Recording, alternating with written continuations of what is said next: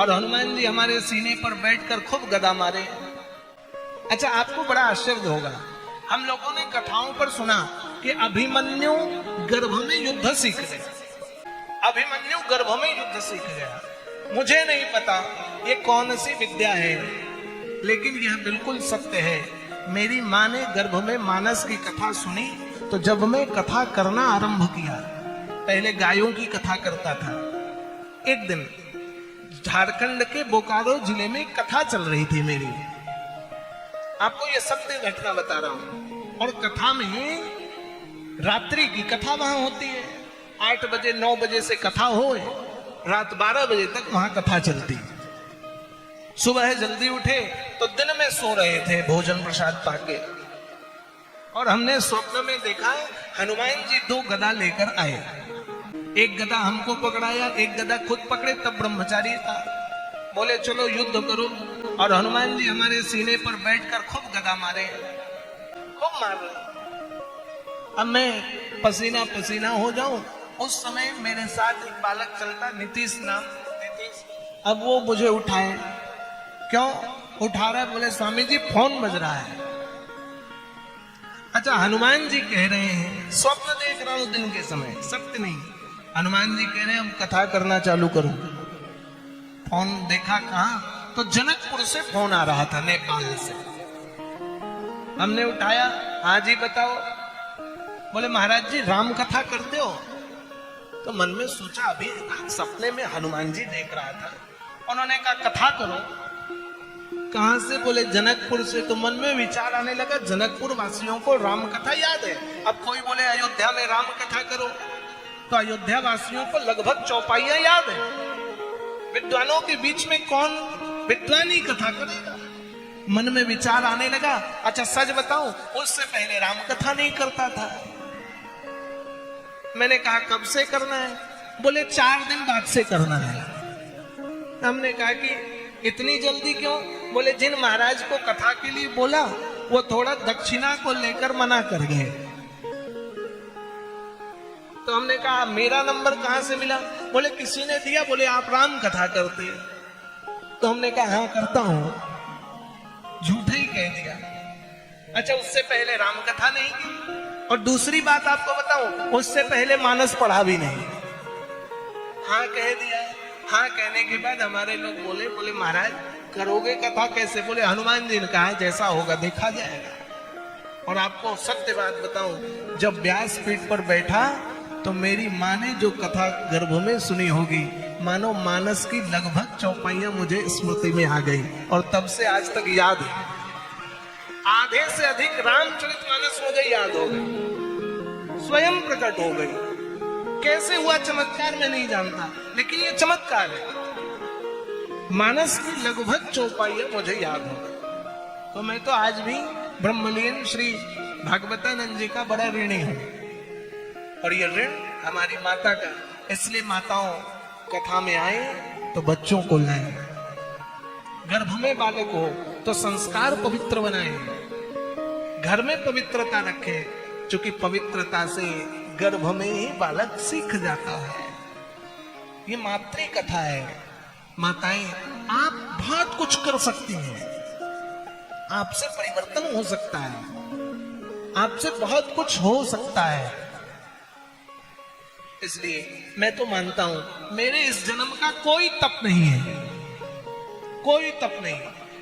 बस जब घर छोड़कर भागा, कुछ दिन थोड़ा सा परिश्रम किया, इधर उधर भटका, उसके बाद अच्छे आश्रम पहुंच गया, अच्छे योग्य गुरु मिल गए, धीरे धीरे कथा करने लगा, कथावाचक बन गया। और कथावाचकों का कल तो बताया ड्रामा कितना होता है। ये चाहिए ऐसा वैसा, ये लन पन सब व्यवस्था टिप टॉप। तो मैं सोचता हूं ये हुआ कैसे? मैं बना साधु, घर से बागा की तपस्या करेंगे हिमालय पर्वत पर जाकर के, और बन गया कथा करने वाला। तो कई बार ऐसा लगता है कि शायद भगवती यही कराना चाह रही है। फिर कभी कभी ऐसा लगता है क्या इसी माया के चक्कर में मैं भी तो फंस के वापस नहीं आ जाऊंगा? और भी कभी लगता है जनक जी के इस प्रसंग को ध्यान दे करके कि भैया जो कराए उसमें लिप्त मत हो जाओ। जिस कार्य को हमने अपना मान लिया, ये हम कर रहे हैं, मैं होने के अभिमान से ही व्यक्ति का पतन हो जाता है। इसलिए हम कर रहे हैं, हमारे द्वारा हो रहा है, इस कार्य को, विचार को छोड़ देना चाहिए। हमारा आपका यह सब सौभाग्य है बंधुओं देवियों, जो बाड़ी माता मंदिर के प्रांगण पर बैठकर कथा सुन रहे। एक देवी नहीं, 9 देवियां विराजमान है। भगवती की 10 महाविद्याएं, ये 10 विद्या, आगे बहुत कथाएं आनी है। सुखदेव जी जैसे परम ज्ञानी को भी ज्ञान किससे प्राप्त हुआ? विदेहराज जनक से। इसलिए व्यक्ति गृहस्थी हो तो साधु नहीं हो सकता है, ऐसा नहीं। हमने तो गुरु जी के परिवार को देख करके ही गुरु जी को समझ लिया कि वो कैसे रहे होंगे, जिन्होंने इस बाड़ी माता की पूजा करके इतना बड़ा आश्रम तैयार कर लिया। ऐसे गुरु जी सब गृहस्थ होते हुए। बंधुओं, व्यक्ति का तप कोई बड़ा कार्य कर जाता है, व्यक्ति का त्याग कुछ बड़ा कर जाता है। जो माता कराना चाहती वो हो जाता है। न हमारे द्वारा है, न आपके द्वारा है। आप तो अपने आप को धन्य माने कि माता ने हमें उस निमित्त बना दिया, हमें उस योग्य खड़ा कर दिया, हमें उस मार्ग के लिए साधक बनाकर रख लिया। हम ना हो तो ना होगा, ऐसा नहीं है। अच्छा, मैं कथा के लिए ना आता तो क्या देवी भागवत ना होती? भगवती यदि देवी भागवत के अनुष्ठान का विचार कर ली तो देवी भागवत तो होनी ही थी। लेकिन मैं भी अपने आप को कृतज्ञ मानता हूं कि भगवती ने हमारा चयन करके बैठा लिया। हमारा कोई परिचय दूर दूर तक नहीं। मैं तो अभी भी नहीं समझ पाया कि कैसे संपर्क हुआ।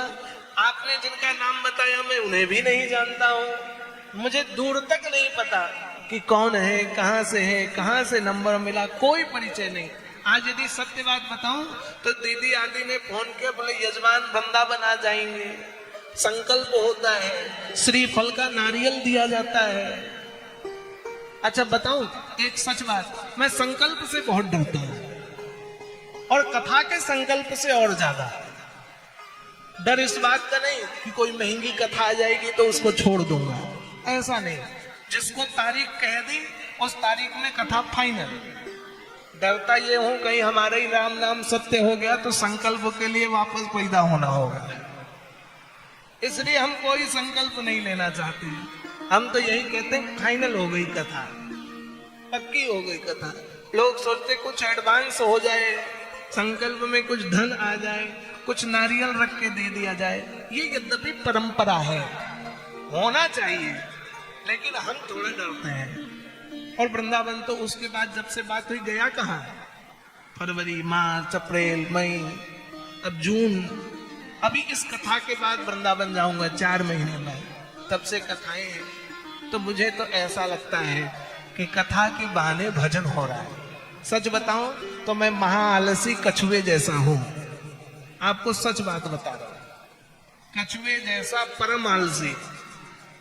लेकिन दूसरी तरफ ऐसा लगता है कि इस कथा के मार्ग से भगवती भगवान ने जोड़ करके कम से कम डर से सुबह उठना चालू करवा दिया।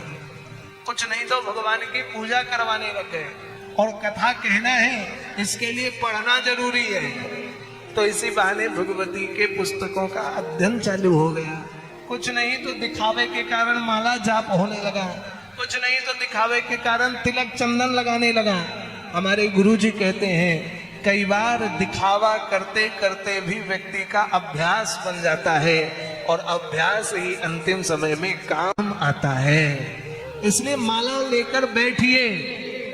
लोग कहते मन नहीं लग रहा है, न लगे, लेकिन बैठकर माला खींचते रहोगे ना तो ध्यान देना, जब हाथ में माला नहीं रहेगी तो कई बार लगेगा छूट गया।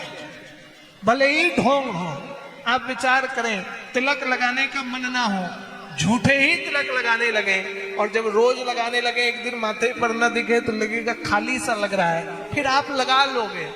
इसी प्रकार मंदिर आने का नियम बना ले, मन ना बने, झूठे ही आए घूमने के विचार से। और जिस दिन नहीं आओगे ना उस दिन भजन हो जाएगा, उस दिन मन कहेगा आज छूट गया। इसलिए दिखावा करते करते, नौटंकी करते करते कब भजन में मन लग जाएगा पता नहीं चलता है। इसलिए नौटंकी ही करना आरंभ कर दीजिए, यही मुक्ति का मार्ग बहुत बड़ा हो जाएगा। मैं नहीं जानता आप कितना तप कर पाएंगे, मैं नहीं जानता आप कितना व्रत कर पाएंगे, मैं नहीं जानता आप कितना भजन कर पाएंगे, लेकिन मैया पड़ोसी को जलाने के लिए ही माला जपो, पड़ोसी को दिखाने के लिए ही मंदिर जाओ, और हमको लगता है कि शायद उसी में आप भजन कर लोगे, शायद उसी में आपका काम बन जाएगा। किसका काम कब कहां बन जाए कोई जानने वाला नहीं है।